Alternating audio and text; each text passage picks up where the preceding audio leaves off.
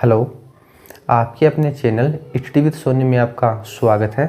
आज के इस वीडियो में हम हमारी जो प्रीवियस ईयर जो मैथ की क्वेश्चन की जो सीरीज चल रही है ग्रुप डी एग्ज़ाम 2018 की, हम उसे आज कंटिन्यू करेंगे और ये हमारी आज 5वीं क्लास होगी।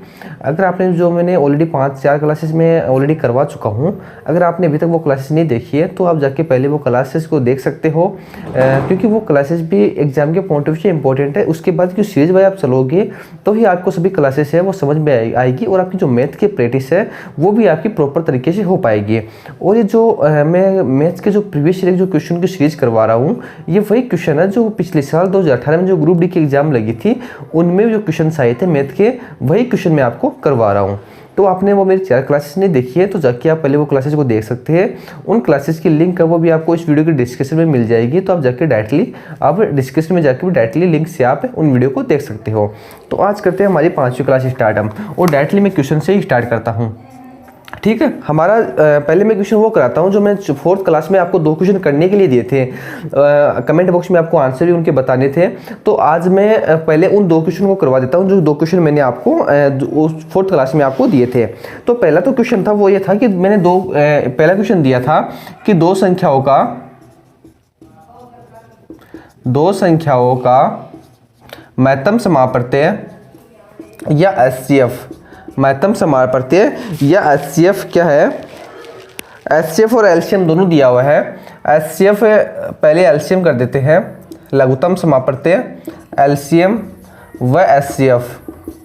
एचसीएफ महत्तम समाप्रत्यय, ठीक है, वो है 4 to 84, और जो लघुत्तम समाप्रत्यय है वो एचसीएफ है, महत्तम समाप्रत्यय वो है 32। ठीक है, और अपन को इसमें फर्स्ट संख्या दी हुई है, वो एक संख्या है वो 672,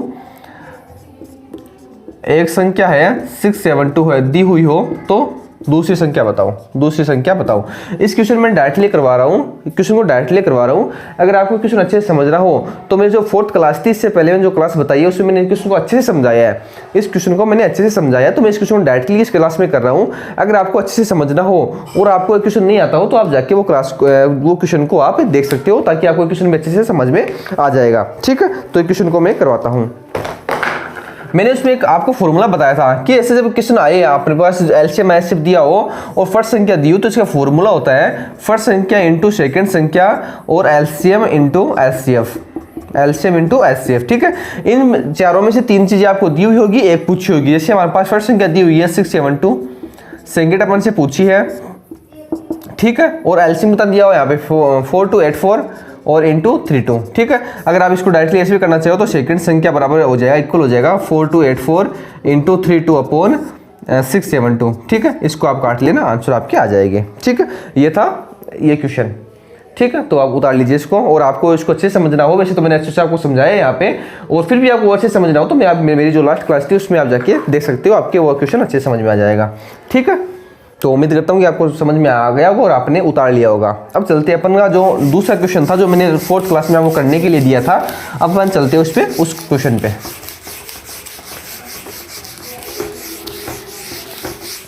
ठीक है, 4th क्वेश्चन सेकंड क्वेश्चन जो दिया था वो था एक कि दो संख्याओं का जो योग है, दो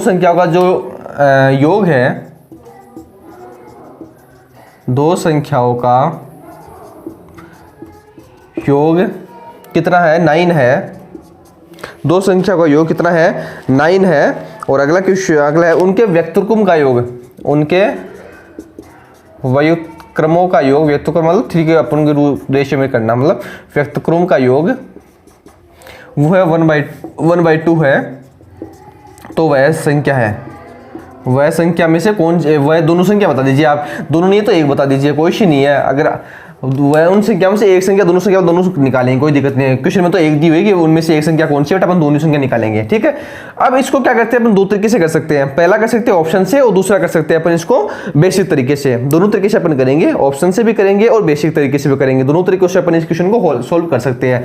तो पहले कर लेते हैं अपन बेसिक तरीके से। जैसे अपन को ऑप्शन से, जैसे मान लो कि अपन को 4 ऑप्शन दिए हुए होते हैं। पहला ए हो गया 6, बी हो गया 5, सी हो गया 4 और डी हो गया 2। ठीक है, ये अपन के पास मान लो कि 4 ऑप्शन दिए हुए हैं। अपन पहले ऑप्शन उठा लेते हैं। पहला ऑप्शन मान लिया कि अपन 6 मान लिया कि 6 मान लो आंसर आएंगे। क्वेश्चन में क्या दिया हुआ है कि दो संख्या का योग कितना है, 9 है। तो दो संख्या का योग 9 है तो अपन एक 6 मान लेते हैं और एक 3 मान लेते हैं। ठीक है, एक संख्या 6 मान लेते और एक संख्या 3 मान लेते, दोनों का योग भी 9 आ रहा है। क्या बोला है कि इनके व्यक्तक्रम का योग कितना आएगा, 1/2 आएगा। 3/6 1/2 आ रहा है, आंसर सही है। ठीक है, उनके व्यक्तक्रम का योग कितना आ रहा है, 1/2 आ रहा है। जैसे कि ऑप्शन में दिया हुआ है, क्वेश्चन में दिया हुआ है कि उनके व्यक्तक्रम का योग उनके उल्टे मतलब जैसे अपने जैसे बट्टे में लिखते हैं उनका योग 1/2 आ रहा है, तो यहाँ पे 3/6 करेंगे तो आंसर 1/2 हमारे पास निकल के आ रहा है। तो कहने का मतलब है कि अपन ऑप्शन 6 राइट मान सकते हैं। अगर 5 से अपन करते हैं तो 5 को मान लिया, दूसरी संख्या कितनी आएगी हमारे पास, 9 है तो 4 आएगी, तो अपन यहाँ पे आंसर आएगा 4/5। तो यहाँ पे 4/5 आ रहा तो मतलब ये गलत है। 2 लेके देखते हैं तो 2 और 7 होगा तो 2/7 आएगा। कहने का मतलब है कि ये भी नहीं है, तो मतलब 6 सही मानते हैं। ये तो हो गया अपना ऑप्शन से करने का तरीका। अगर हम डायरेक्ट अपना क्वेश्चन में मतलब डायरेक्टली अपन इसको करना चाहिए तो ये तो हो गया ऑप्शन से कि एग्जाम में टाइम बचाने के लिए अपन करना चाहिए, तो ये तो हो गया ऑप्शन से। ठीक है, अब करते हैं अपन इसका बेसिक तरीके से। क्या करते हैं, बेसिक तरीके से। अपन ऑप्शन क्वेश्चन में दिया हुआ है कि दो संख्या का योग 9 है, तो मान लिया x + y का योग है वो 9 है।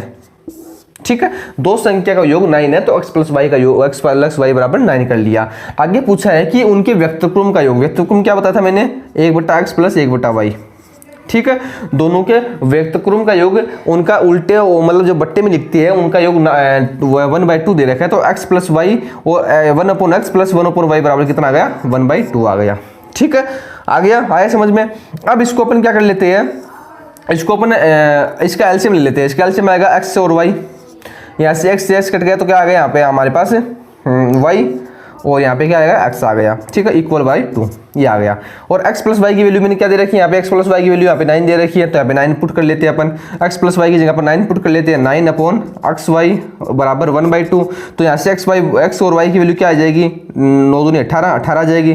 x और y की वैल्यू हमारे पास कितनी आ गई, 18 आ गई। x y की वैल्यू 18 आ गई और x + y की वैल्यू 9 है, तो कहीं ना कहीं अपन इसको 6 और 3 मान सकते हैं। 6 और 3 क्यों मान सकते हैं कि x + y अपन को क्वेश्चन में दे रखा है कि दो संख्या का योग 9 है, तो x + y का x + y 9 आना चाहिए, तो x ये हो गया, y योग है, x और y का योग 6 और 3 9 होता है। और यहाँ से अपन ने निकाल लिया कि x और y का योग 18 होता है, तो 6 × 18 x और y 18 आ रहा है। तो कहने का मतलब दोनों जो इक्वेशन है वो सेटिस्फाई हो रही है, और जो क्वेश्चन में दिया हुआ है वो भी सेटिस्फाई हो रहा है, और जो अपन ने निकाला है वो भी सेटिस्फाई हो रहा है। x और y भी 18 आ रहा है और x + y भी 9 आ रहा है। तो कहने का मतलब है कि जो x और y होगा वो 6 और 3 होगा। ऑप्शन में 6 दिया हुआ है तो टिक कर दो, ये लो। आया समझ में, दोनों तरीका बता दिया, ऑप्शन से भी बता दिया और बेसिक तरीके से भी बता दिया। फिर भी कोई प्रॉब्लम हो, ना समझ में आ रहा हो, कोई कुछ पूछना हो तो कमेंट बॉक्स में आप मेरे को बता सकते हो कि इस चीज़ में मेरे को प्रॉब्लम आई है। मैं आपको कमेंट बॉक्स से के थ्रू जो भी डाउट्स होगा वो आपको सोल्व करवा दूंगा। कोई और अदर डाउट हो, कोई नया क्वेश्चन हो तो आप मेरे को वो भी कमेंट बॉक्स में लिख के बता सकते हो। नेक्स्ट क्लास जो होगी उसमें पहले वो डाउट मैं आपका सोल्व करवा दूंगा। ठीक है, आया समझ में, उतार लीजिए। फिर चलते हैं अपने नेक्स्ट क्वेश्चन पे। ठीक है,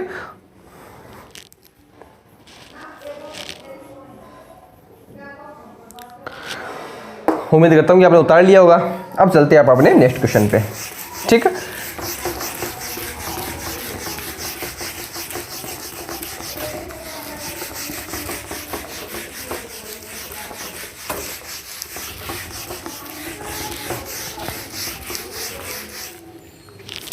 नेक्स्ट क्वेश्चन हमारा आता है, वो है कि ये कोई कंपनी है, कोई व्यवसायी है, एक छोटे स्तर के साबुन के व्यवसाय में क्या करता है कि कोई एक कंपनी खोलता है, कोई व्यक्ति है वो एक कंपनी खोलता है। वो क्या करता है, उस कंपनी में अपना जो खर्च है वो खर्च करता है। तो पहला खर्च जो करता है वो करता है कि कर्मचारियों के वेतन पे,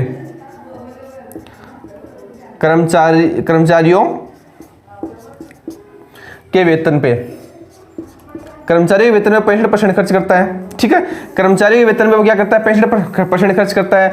उसके बाद वो करता है अन्य खर्च, अन्य खर्च करता है वो 10%, अन्य खर्च करता है वो 10% खर्च करता है। उसके बाद में वो करता है कच्चे माल पे 25% खर्च करता है। कच्चे माल पर वह क्या करता है, 25% खर्च करता है। ठीक है, कच्चे माल पे 25% खर्च करता है। यदि जो कंपनी है वो कुल वेतन कुल वेतन पर जो कर्मचारी को जो वेतन देता है उस पर अगर वो 65,000 रुपये खर्च करता है, 65,000 रुपये क्या करता है, खर्च करता है, 65,000 रुपये खर्च करता है, तो कंपनी है वो कच्चे माल पे कितना खर्च करती है, कंपनी है वो जो कच्चा माल है उस कच्चे माल पे कितना रुपए खर्च करती है, कच्चे माल पर कितना रुपए खर्च करती है, कितना रुपए खर्च करती है, ठीक है, कितना रुपए खर्च करती है। क्वेश्चन में दोबारा से रिपीट कर देता हूँ। क्वेश्चन ऐसा है कि कोई कंपनी है, वो कंपनी क्या करती है, कंपनी अपना जो व्यवसाय है वो स्टार्ट करती है, उस व्यवसाय में वो क्या करती है, अपना बिजनेस स्टार्ट करती है, उस बिजनेस में वो क्या करती है कि जो कर्मचारी का जो वेतन है उस कर्मचारियों के वेतन पे कर्मचारियों की जो एम्प्लॉय की जो सैलरी है उस सैलरी पे वो 65% खर्च करती है। उसके अलावा जो कच्चा माल है उस कच्चे माल पे वो 25% खर्च करती है। इसके साथ ही साथ वो अपना जो अन्य खर्च हो जाता है उसका, उस अन्य खर्च पे वो 10% खर्च करती है, ठीक है। अगर कंपनी ने जो कर्मचारी को जो वेतन दे रही है उस वेतन पे वो 65,000 रुपये खर्च करती है तो कच्चे माल पे वो कितना रुपए खर्च करेगी, ठीक है, ये क्वेश्चन है। तो ये क्वेश्चन डायरेक्टली एकदम इसे मान लो कि एक सेकंड का क्वेश्चन है, कुछ देखने की जरूरत नहीं है। अगर कर्मचारियों के वेतन पे यहाँ पे 65% खर्च हो रहा है, कर्मचारियों के वेतन पे 65% खर्च हो रहा है और ये क्वेश्चन बोल रहा है कि यदि कुल वेतन पे, कुल कर्मचारियों के वेतन पे 65,000 रुपये खर्च हो रहा है तो कहीं ना कहीं 65 की वैल्यू 65,000 रुपये दे रखी है अपन को, कहीं ना कहीं 65 की वैल्यू 65,000 रुपये दे रखी है। कैसे दे रखी है कि क्वेश्चन ने बोला कि कर्मचारियों के वेतन पे 65% खर्च हो रहा है और कर्मचारियों के वेतन पे 65,000 रुपये खर्च कंपनी कर रही है, तो कहीं ना कहीं 65% की वैल्यू 65,000 रुपये है, तो 1% की वैल्यू कितनी आ जाएगी हमारे पास, 1,000 रुपये, एक की वैल्यू कितनी आ जाएगी, 1,000 रुपये। क्वेश्चन पूछा क्या है, तो कंपनी कच्चे माल पे कितना रुपए खर्च करती है, कच्चे माल पे कितना खर्च करती है, तो कच्चे माल पे करेगी, कच्चे माल पे कितना कर रही है, 25% कर रही है, तो एक की वैल्यू 1,000 रुपये है, तो 25 की वैल्यू कितनी हो जाएगी, 25,000 रुपये, ठीक है, 25 × 1,000 तो 25,000 रुपये। एक की वैल्यू जब 1,000 रुपये है तो 25 की वैल्यू कितनी हो जाएगी, 25,000 रुपये, ठीक है, तो 25,000 रुपये वो कच्चे माल पे खर्च करेगी, ठीक है, आया समझ में, उतार लीजिए, एकदम इजी क्वेश्चन है, इसमें तो कोई दिक्कत ही नहीं है, उतार लीजिए।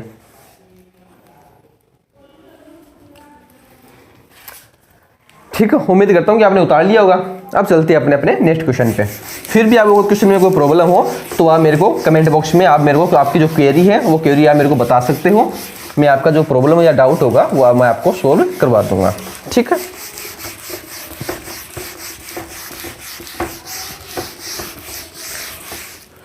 चलो चलते हैं अपने नेक्स्ट क्वेश्चन पे। तो अपना जो नेक्स्ट क्वेश्चन है वो आता है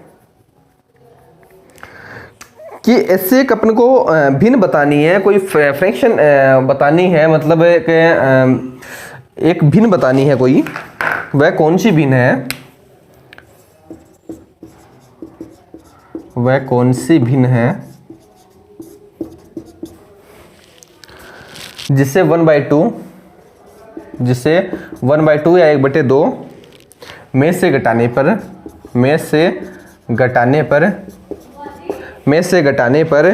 3/4 प्राप्त होता है, 3/4 क्या होता है, प्राप्त होता है, 3/4 प्राप्त होता है, ठीक है। क्वेश्चन दिया हुआ है कि वह कौन सी भिन्न है जिससे 1/2 में से घटाने पर 3/4 प्राप्त होता है, ठीक है, वो अपन को भिन्न निकालनी। भिन्न क्या होता है, जिसे अपने 1/2, 3/4, 4/5 ऐसा अपन लिखते हैं ना, ये भिन्न होती है, ठीक है ना। तो ये अपन से क्वेश्चन में पूछा है, चलो निकालते हैं। घटाना किस में से अपन को, 1/2 में से क्या घटानी है, कोई ऐसी भिन्न घटानी है, भिन्न हमें पता नहीं है तो अपन क्या मान लेते हैं, उसको x मान लेते हैं। तो 1/2 में से अपन क्या घटाते हैं, x घटा दिया, ठीक है। प्राप्त क्या होना चाहिए अपन को, 3/2। जैसे आप क्वेश्चन बोल रहा है ना, क्वेश्चन जो चीज़ें बोल रहा है ना आप उसको लिखते जाओ, बस कोई दिक्कत नहीं। क्वेश्चन जो बोल रहा है आप उसको लिखते जाओ। क्वेश्चन क्या बोल रहा है कि वह कौन सी भिन्न है जिसे 1/2 में से घटाने पर 3/4 प्राप्त होता है। तो 1/2 में से अपन ने x घटा लिया, क्या प्राप्त होना चाहिए, तो अपन को 3/2 प्राप्त होना चाहिए था, ठीक है। अब क्या करते हैं अपन x को तो उधर लेके आ जाते हैं, तो x इक्वल 3/2 को उधर लेके चले जाते हैं, 1/2 माइनस 3/2, ठीक है। आप सोल्व कर लो, सोल्व करेंगे तो 2 अपन ने कॉमन ले लिया, यहाँ से 1 आया और यहाँ से क्या आया, 3 आया, तो अपन के पास क्या आ जाएगा निकल के, सोल्व सही किया गया, अपन 1/2 दिया ना, 3/4 है ना, गलती कर दी ना क्वेश्चन में, 3/4 दे रखा है ना, 3/4 है, यहाँ पे अपन निकली में गलती कर दी, 3/4 तो आ जाएगा यहाँ पे 4, ठीक है। तो यहाँ पे आ जाएगा 2 और यहाँ पे आ जाएगा 3। ठीक है, तो कहीं ना कहीं आंसर आ जाएगा माइनस का 1/4, ये आंसर आ गया। माइनस का कैसे आया, 3 माइनस की है, 2 प्लस का है, तो माइनस में से माइनस के 3 में से प्लस के 2 को हटाएंगे तो माइनस का 1 बच गया, और 4 नीचे है ये, तो माइनस का 1/4 अपने पास आंसर आ गया। ठीक है, ये ऐसी भिन्न है जिसमें से 1/2 में से घटाएंगे तो 3/4 आएगा। 3/2 के 4 कैसे प्राप्त होगा, 1/4 तो अपने पास माइनस में है, 1/2 अपन को प्लस में, तो जिसे अपन कवर करेंगे तो कहीं ना कहीं अपने पास 3/4 होगा, 3/4 होगा, तभी तो अपने पास 1/2 बचेगा ना 1/4 में से घटाने पर। ठीक है, तो ये क्वेश्चन था, उतार लीजिए, छोटा सा क्वेश्चन है, कोई ज़्यादा बड़ा नहीं है। ठीक है, चलते हैं अब अपने नेक्स्ट क्वेश्चन पे।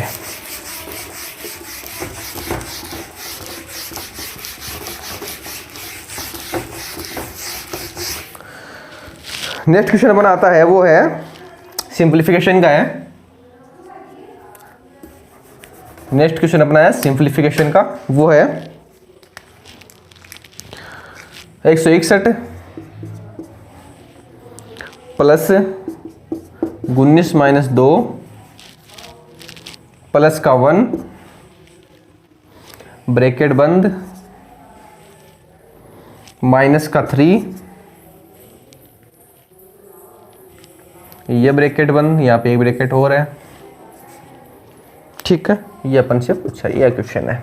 ठीक है, 161 प्लस 19 माइनस 2 प्लस का 1 और ये ब्रैकेट बंद, ये ब्रैकेट स्टार्ट। ठीक है, अपन आप इस क्वेश्चन में आपको देख रहा क्या, क्वेश्चन बड़ा नहीं है, क्वेश्चन बहुत इजी है, क्वेश्चन दिक्कत है ही नहीं, क्वेश्चन में कोई एकदम इजी क्वेश्चन है।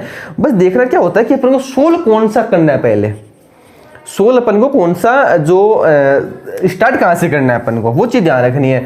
तो इसमें क्या होता है कि ये जो बॉक्स होते हैं ना, जो मंजिले छोटे और बड़े बॉक्स होते हैं, इनमें अपन को बताना चाहिए कि कौन सा अपन को सोल्व करना है।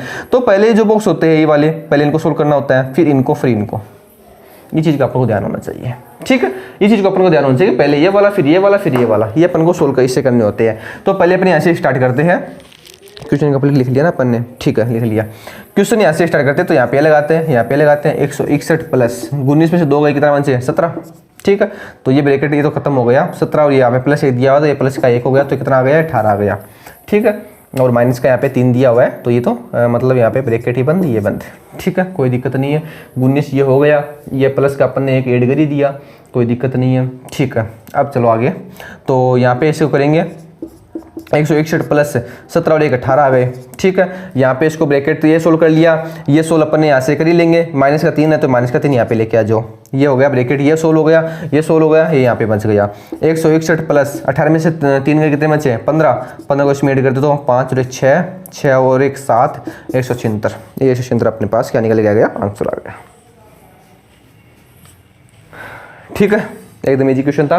बस पता आपको ये होना चाहिए कि आपको बॉक्स कौन कौन से सोल्व करने हैं, पहले आपको ये वाला करना है, फिर ये वाला, फिर ये वाला, ऐसे आपको स्टार्ट करना है। आप यहाँ से स्टार्ट करने मत लग जाना। यहाँ पे अगर 20 में वाला दिया हो, जैसे मैंने 20 वाला सोल्व किया, क्यों किया कि पहले मेरे को ये सोल्व करना था, वरना मैं डायरेक्टली 3 इसमें से तो नहीं घटा देता तो मेरा गलत था, 3 अगर इसमें से घटा देता तो फिर मेरा गलत था, 1 पहले इसमें घटा देता तो गलत था। करना क्या, आपको एकदम क्रम वाइज चलना है, सीरियल वाइज चलना है, पहले इसको सोल्व करो, फिर इसमें ऐड करो, फिर इसका ऐड करो, और फिर इसमें घटाओ।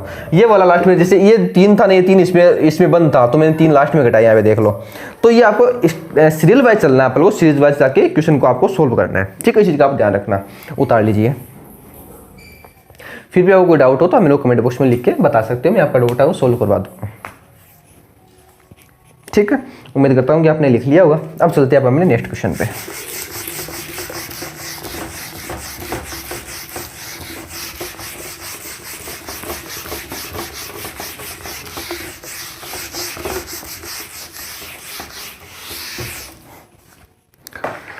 नेक्स्ट क्वेश्चन निकलने के आता है अपना, वो है 36 और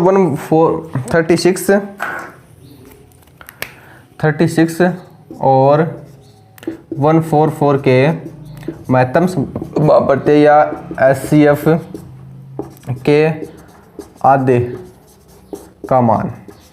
ठीक है, मतलब कहने का क्वेश्चन कह रहा है कि 36 और 144 3644 का जो महत्तम समापत्ति है HCF है, जो भी है उसका आधा क्या होगा। क्वेश्चन ये बोल रहा है कि 3644 का जो महत्तम समापत्ति है HCF है, उसका आधा क्या होगा। तो पहले तो आपको पता होना चाहिए कि 3644 का महत्तम समापत्ति होता क्या है। 3644 का महत्तम समापत्ति क्या होता है, ये होगा 36 का, अब इसका आधा पूछा तो इसका आधा 18 आंसर हो गया। ये लो, ठीक है, ये क्या हो गया 18 आंसर हो गया। ठीक है, एकदम इजी सा क्वेश्चन था। अब चलते हैं अपने नेक्स्ट क्वेश्चन पे।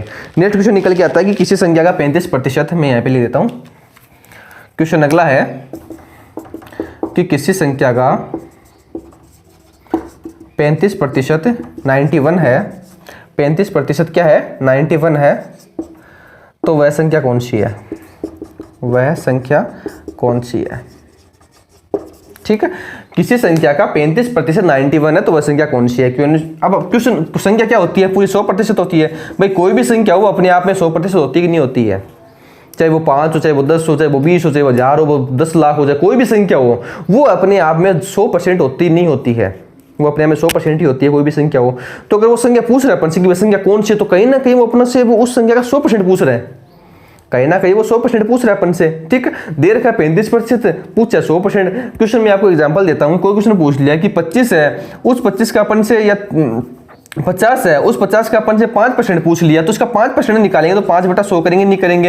या बोल दिया कि किसी, जैसे क्वेश्चन बोल दिया किसी संख्या का 35% तो वो 91 है, तो अपन को इस संख्या का 100% निकालना कि नहीं निकालना पड़ेगा। वो संख्या पूछे कि वह संख्या कौन सी है, तो वो संख्या पूछे तो कोई भी संख्या वो अपने आप में पूरी 100% होती नहीं होती है, वो अपने आप में 100% होती ही नहीं होती है, वो अपने आप में 100% होती है। कोई भी संख्या वो अपने आप में 100% होती है।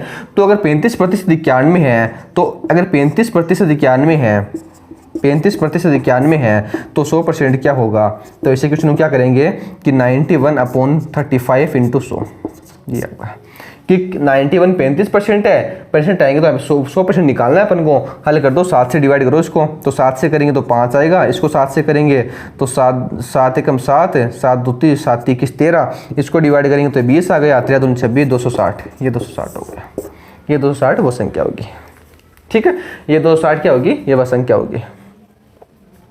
ठीक है, उम्मीद करता हूँ कि आपको समझ में आ रहा होगा क्वेश्चन कि 35% 91 है, 100% पूछा है, तो 100% वो 260 संख्या हो गई। आप चाहिए तो निकाल भी सकते हैं। अब क्वेश्चन दे रखा है कि किसी संख्या का 35% है, 260 का 35% निकाल लो आप, 260 का आप 35% निकाल लो आप, वही संख्या आएगी। 0 से 0 गई 7, और इसको निकालेंगे तो 2, इसको निकालेंगे 13, 13 7 91, 91 आ गया। ये 91 दे रखा है अपन को, तो कहने का मतलब कि 260 अपना सही है। ठीक है, किसी संख्या का 35% 35% 91 दे रखा है, तो 260 का 35% हमारे पास 91 आ गया, 260 मैंने संख्या निकाली है वो। ठीक है, तो उम्मीद करता हूँ कि आपको समझ में आया होगा। उतार लीजिए आप। फिर भी आपको कोई प्रॉब्लम हो क्वेश्चन में तो आप मेरे को कमेंट बॉक्स में लिख के बता सकते हो। उम्मीद करता हूँ कि आपने लिख लिया होगा। अब चलते हैं आप अपने नेक्स्ट क्वेश्चन पे।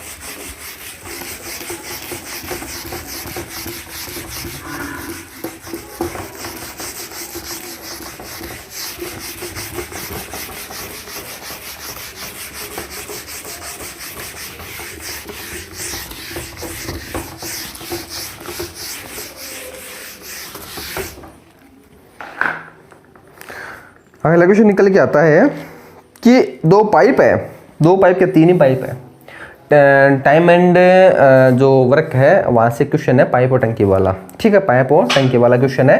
बोल रहा है कि 3 पाइप है, ए बी और सी, 3 पाइप है।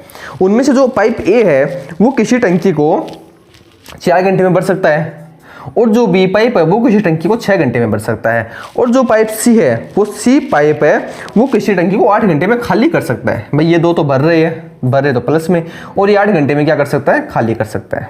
8 घंटे में क्या कर सकता है, ये खाली कर सकता है। ठीक है, ये क्वेश्चन आपने देखा होगा, अगर आपने पढ़ा हो तो टाइम एंड वर्क पाइप और टंकी वाला क्वेश्चन, कि कोई टंकी पाइप है, मतलब टंकी में 3 पाइप लगे हुए हैं। ए पाइप है वो किसी टंकी को 4 घंटे में भर सकता है, बी पाइप है वो किसी टंकी को 6 घंटे में भर सकता है, और पाइप सी है वो किसी टंकी को 8 घंटे में खाली कर सकता है। ठीक है, अपन को ये बोला है कि वो टंकी कितनी देर में भर जाएगी, वो टंकी है वो टंकी कितनी देर में भर जाएगी, ये क्वेश्चन है अपने पास। ठीक है, अब करते हैं इसको अब सॉल्व। तो पहले तो अपन क्या करते हैं, एलसीएम लेकर, जैसे मैंने स्टार्ट में जब पढ़ाना स्टार्ट किया तो मैंने आपको बताया था कि कैपेसिटी निकालते हैं पहले ऐसे क्वेश्चनों में, कि जो टंकी दे रखी है उस टंकी की कैपेसिटी क्या होगी, उसकी क्षमता क्या होगी। तो वो निकालने के लिए अपन क्या करते हैं, इसकी एलसीएम लेते हैं। तो एलसीएम क्या आएगा, इसका एलसीएम आएगा 24। तो कहीं ना कहीं उस टंकी की कैपेसिटी अपन 24 मान लेते हैं।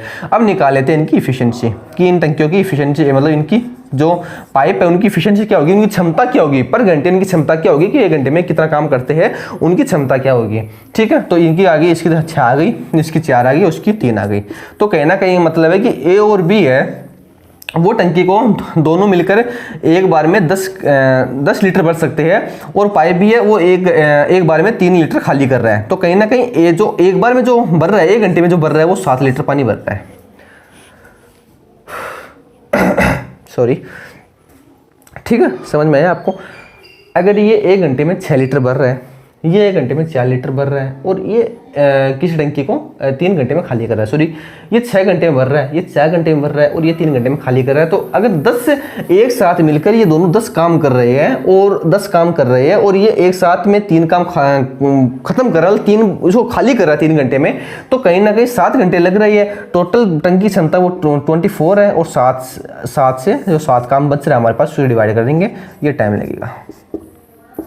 ठीक है, 24/7 आवर्स टाइम लगेगा। ठीक है, ये टाइम लगेगा। क्यों लगेगा कि भाई ये पाइप अब 6 काम कर रहा है, 6 घंटे लगा रहा है, ये 4 काम कर रहा है, ये 3 खाली कर रहा है, तो ये 10 भर रहे हैं दोनों मिलकर, वो 3 ये खाली कर रहा है, मतलब 3 घंटे में उसको खाली कर रहा है। तो कहीं ना कहीं 7 काम एक बार में हो रहा है कि नहीं हो रहा, 7 काम हो रहा है। 24 अपने पास क्षमता है, तो 24/7 क्या आंसर। ठीक है, उतार लीजिए। तो उम्मीद करता हूँ कि आपको ये समझ में आया होगा। अब चलते हैं आप अपने नेक्स्ट क्वेश्चन पे।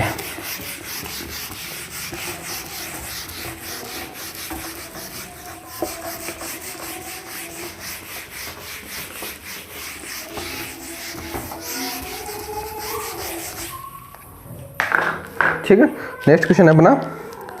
चलो अब चलते हैं अब अपने नेक्स्ट क्वेश्चन पे। तो अपना जो नेक्स्ट क्वेश्चन है वो है 136 divide 17 plus 17 into 13 minus 103 minus 85 into 62 plus 145 और डिवाइड 23। ये सिंप्लीफिकेशन का क्वेश्चन है।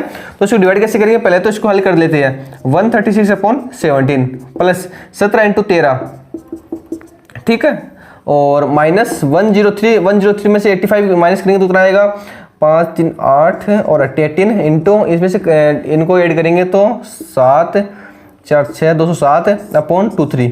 ठीक है, इसको इससे डिवाइड करेंगे तो 8 बार, और इसको इससे 8 प्लस 17 और 30 70 51 70 और 13 221 माइनस इसको इससे डिवाइड करेंगे तो ये जाएगा 7 9 9 27 7 21 9 9 18 19 20 9 बार, और ये 18 इंटू 9। ठीक है, ये करेंगे 227 आ गया, ये माइनस है 9 72 और ये 9 10 16 162, इसमें से डिवाइड करेंगे तो ये आ गया 5 और ये आ गया, सॉरी 9 आ गया ना, यहाँ पे 9 आ गया, तो ये आ गया 7, तो 221 और 8 9 तो होता है ना, 9 और ये 7 और ये 67 आंसर अपने पास निकल के आ गया।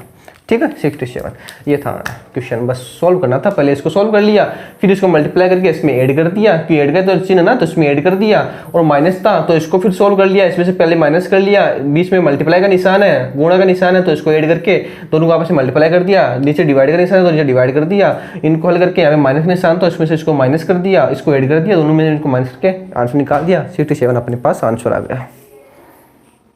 ठीक है, उतार लीजिए, अब उतार लीजिए, उम्मीद करता हूँ आपको समझ में आया होगा।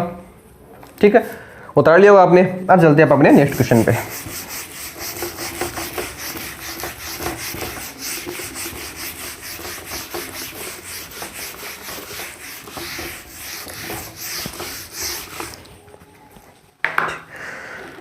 नेक्स्ट क्वेश्चन अपना है sine square 60 degree, sine square 60 degree plus cos square 30 degree plus cot square 45 degree plus sec square 60 degree, sec square 60 degree, ये अपन पास आंसर आता है, क्वेश्चन आता है। ठीक है, क्वेश्चन है sine square 60 degree plus cos square 30 degree, या 30 है, cos square 30 degree plus cot square 45 degree plus sec square 60 degree, ये क्वेश्चन है। तो पहले पास तो इसमें कुछ नहीं करना, वैल्यू पुट करें डायरेक्ट। अब वैल्यू पुट कैसे करेंगे, तो पहले पास तो आपके पास जो एक टेबल आती है वो टेबल आपको याद होनी चाहिए कि साइन 60 का मान क्या होता है, कोस 30 का मान क्या होता है, कोट 45 का मान क्या होता है और सेक 60 का मान क्या होता है, ये आपको पता होना चाहिए। तो मैं आपको बताता हूँ कि साइन 60 की वैल्यू क्या होती है, √3/2। √3/2 है, यहाँ पे स्क्वायर लगा तो इसको स्क्वायर लगा देंगे, प्लस कोस 30 की वैल्यू क्या होती है, कोस 30 की वैल्यू होती है √3/2, ये आपको याद होना चाहिए टेबल, इसका स्क्वायर कर देते हैं। कोट 45 की वैल्यू क्या होती है, 1 होती है, तो 1 का स्क्वायर कर दिया। सेक 60 की वैल्यू क्या होती है, सेक 60 की वैल्यू होती है 2 होती है, तो इसका स्क्वायर कर दिया। तो ये टेबल आपको याद होनी चाहिए कि साइन 60 की वैल्यू क्या होती है, कोस 30 की वैल्यू क्या होती है, कोट 45 की वैल्यू क्या होती है, सेक 60 की वैल्यू क्या होती है, टेन 30 की वैल्यू क्या होती है, सबकी वैल्यू आपको पता होनी चाहिए, तभी आप इस क्वेश्चन को सोल्व कर पाएंगे। डायरेक्ट वैल्यू पुट क्वेश्चन है, कुछ नहीं करना है इनको, बस टेबल याद है तो आपको एक नंबर आराम से आ जाएगा। अब इसको स्क्वायर क्यों लगाया मैंने, तो ऊपर स्क्वायर लगा हुआ इसलिए मैंने स्क्वायर लगा दिया, ठीक है। इसका स्क्वायर करेंगे तो कितना आएगा, रूट से हट जाएगा यहाँ पे, तो ये 3 आ जाएगा, यहाँ पे नीचे स्क्वायर करेंगे तो 4 आ जाएगा, प्लस सेम इसमें ऐसा आ जाएगा, प्लस 1 का 1 आ गया, क्यों 1 का तो कितना स्क्वायर करो 1 ही आएगा, 2 का स्क्वायर 4 आ गया, ठीक है। अब सोल्व कर लेते हैं, नीचे एक एक लगाते हैं, 4 ले लिया तो अब आ गया 3 + 4 + 1, ठीक है। 3 3 6 10 11 11/4, ये आंसर आ गया, ठीक है। 11/4 ये क्या आ गया अपने पास, गलती कर दी कहीं पे, 3 6 10 11 4 और 1, यहाँ पे 4 क्या 4 आ गया, 4 4, ये 1 आ गया, 2 का स्क्वायर 4 आ गया, 4 3 3 6 10 और प्लस 11 11/4, सही तो क्या दिक्कत है, 4 3 3 3 प्लस 4 क्या, तो यहाँ पे 4/4, यहाँ पे 4 यहाँ 1 ही तो है, सॉरी, तो 1 है, तो यहाँ पे 4 क्या 10 26 36,